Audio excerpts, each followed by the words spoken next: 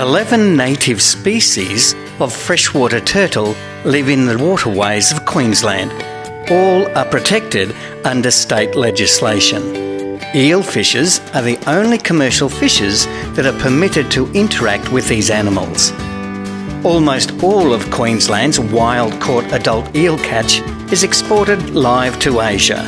It's important that Commonwealth export approvals are maintained to ensure that the fishery is able to continue to operate in Queensland waters. In order to achieve this, the Queensland eel fishery must demonstrate that all interactions with species of conservation interest, or SOCI, are reported, and that measures have been put in place to reduce the incidences of future capture. Regulations controlling the type of apparatus used has had a significant effect. By law, eel traps must have a cod end or pocket attached that is long enough to reach the water's surface. This cod end must be attached to a float or buoy in a way that allows trapped air-breathing animals to surface to breathe. The cod end must also have regularly spaced rigid rings placed in the net to keep it open.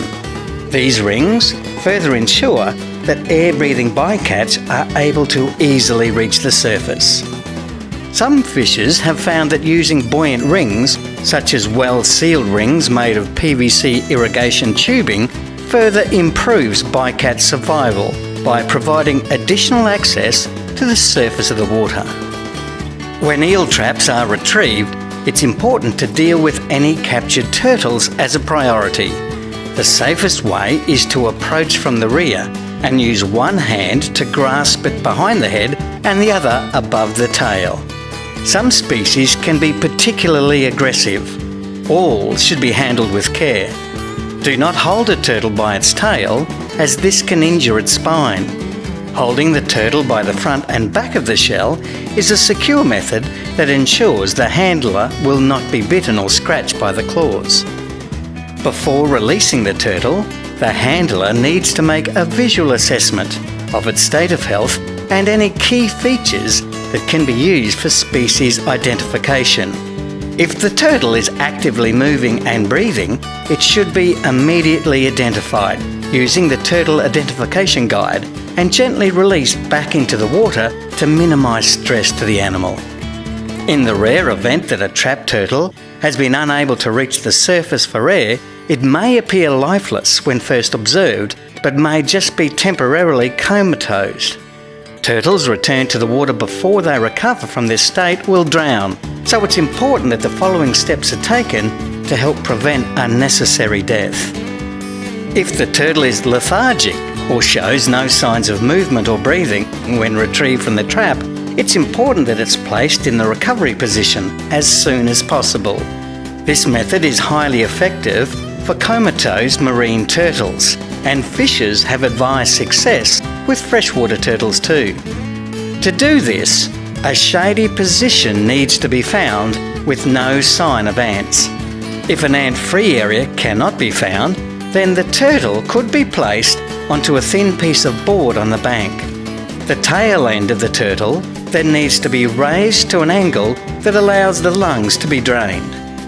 It's important the rear flippers are not raised so high that the neck becomes kinked, as this would prevent the water from draining freely. A comatose turtle should be left in this position to recover. This may take several hours. The use of this recovery method is better than the alternative of returning it to the water where it could drown. All turtles encountered in eel traps must be identified and entered into the SOCI logbook. Use the identification guide to help. All licence holders have a copy of the guide. To identify a turtle, first find the page that corresponds to the area you are fishing, then follow the key by looking for distinguishing features. If handled correctly, a turtle won't be able to bite. Turtles can transmit bacterial diseases which can cause serious illness. It's advised that after handling, fishers wash their hands with antibacterial soap solution. Fishers should cover open wounds before handling any freshwater animals, including eels. The use of protective gloves is also recommended.